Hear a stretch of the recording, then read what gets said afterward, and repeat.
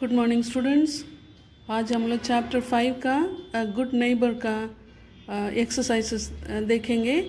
आप लोग तो कहानी सुन लिए और सीख लिए होंगे बाय नाउ अभी तक। अभी हम लोग क्वेश्चन आंसर देखेंगे, एक्सरसाइजेस आगे के एक्सरसाइजेस देखेंगे। तो पहला एक्सरसाइज है question answer. Answer the following questions. What was the name of the boy who got caught in the bog? So इतना क्वेश्चन है, इसके आंसर अलग से लिखकर हम लोग इसको समझने की कोशिश करेंगे।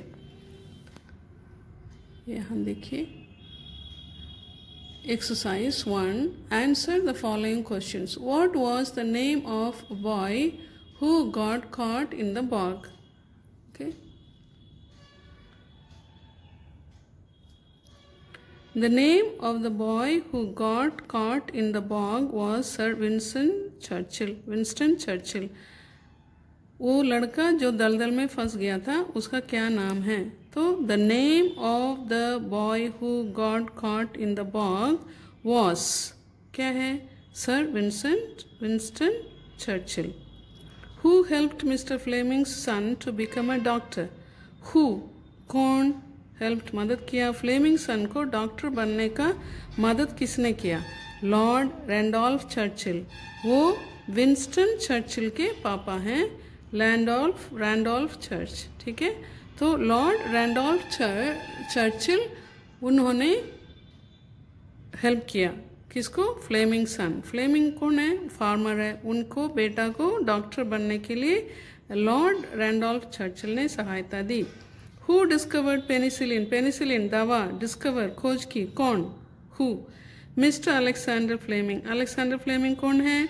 यह फ्लेमिंग के बेटा है अलेक्जेंडर फ्लेमिंग। उन्होंने ही पेनिसिलिन डिस्कवर किया।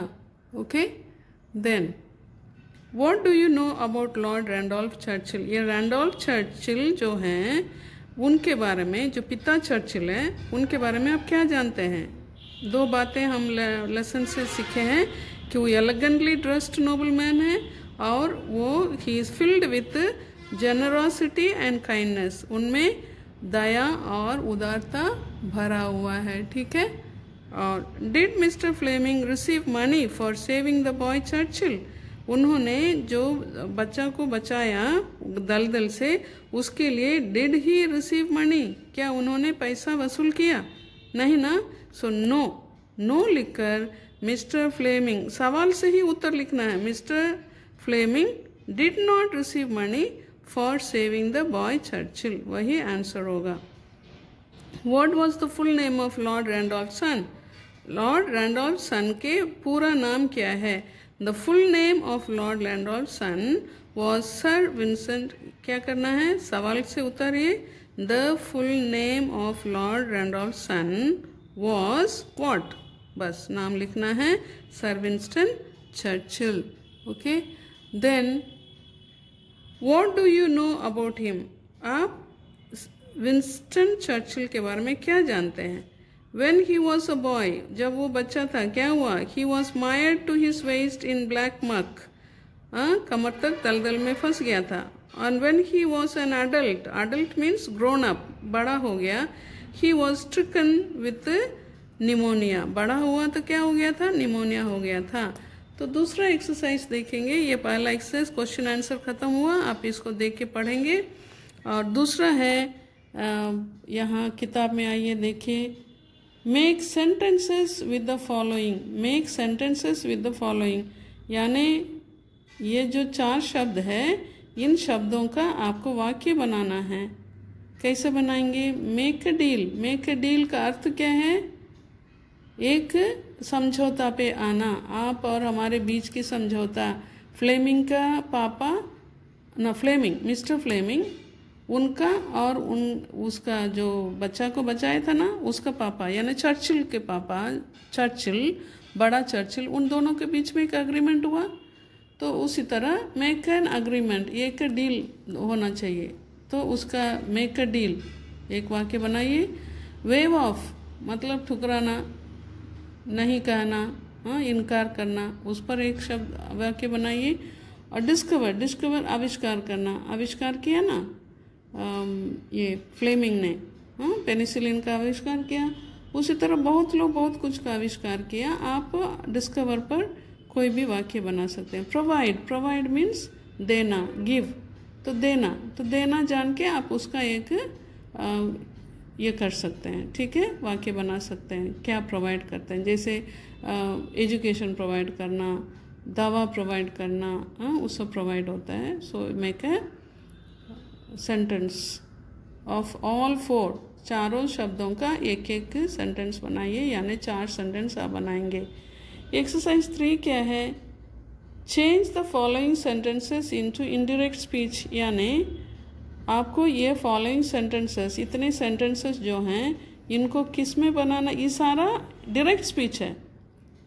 हाँ, इन्वर्टेड कमा है ना, हर रिपोर्टिंग स्पीच जो है वो इन्वर्टेड कमा में है, इसीलिए वो डायरेक्ट स्पीच है। डायरेक्ट स्पीच को किस में बनाने बोल रहा है, इनडायरेक्ट स्पीच में बनाना है।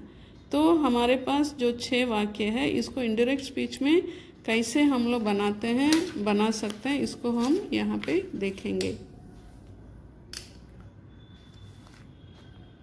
देखिए,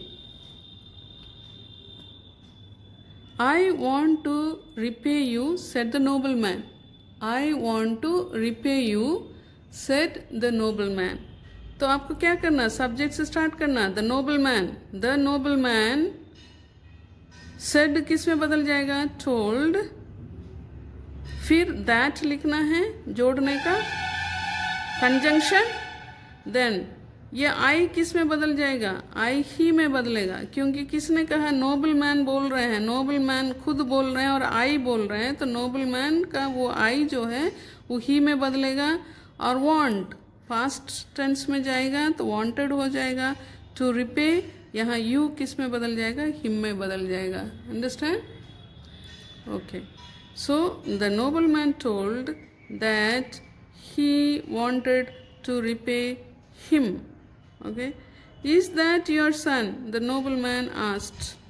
So the nobleman, फिर सब्जेक्ट से शुरू करेंगे। The nobleman asked को हम asked लिख सकते हैं, नहीं तो questioned, नहीं तो inquired, कोई भी शब्द हम indirect में दे रहे हैं, ठीक है।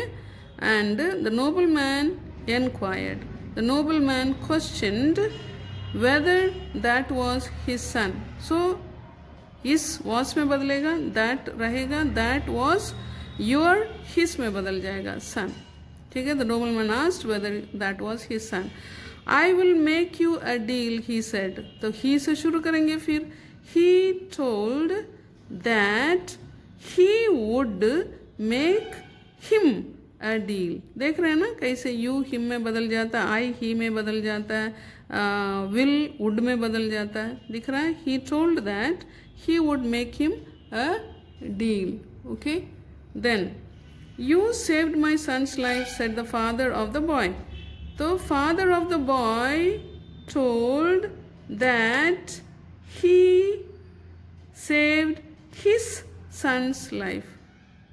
ठीक है, आप स्टोरी से जानते हैं, he या she या they, whatever. You will be proud of him, Lord Churchill said to Mr. Fleming. तो क्या शुरू करते हैं सब्जेक्ट से, the Lord Churchill told Mr. Fleming that he would be proud of him. No, I can't accept payment for what I did, Mr. Fleming replied, waving off the offer. Mr. Fleming answered, waving off the offer, that he can't हो जाएगा, could not, I हो जाएगा, he, can't could not हो जाएगा, accept payment for what, I बदलेगा, I किस में बदलेगा, he did, ठीक है। सो उसी तरह हम लोग डायरेक्ट को इनडायरेक्ट में बदलते हैं। एक्सरसाइज 4 है। एक्सरसाइज 4 में आप देखिए, करेक्ट कर सुधरा हुआ स्पेलिंग है। आप यहाँ देखिए, सुधरा हुआ स्पेलिंग किताब में रॉन्ग है। किताब का स्पेलिंग देखिए, किताब में जो स्पेलिंग दिया है देखिए, neighbour, pneumonia, penicillin, nobleman, carriage, graduated, farmer. तो इसका स्पेलिंग सब यहाँ गलत है, उसको आपको सही स्पेलिंग यहाँ पे लिखा हुआ है, इसको देख के आप सीखेंगे, ठीक है।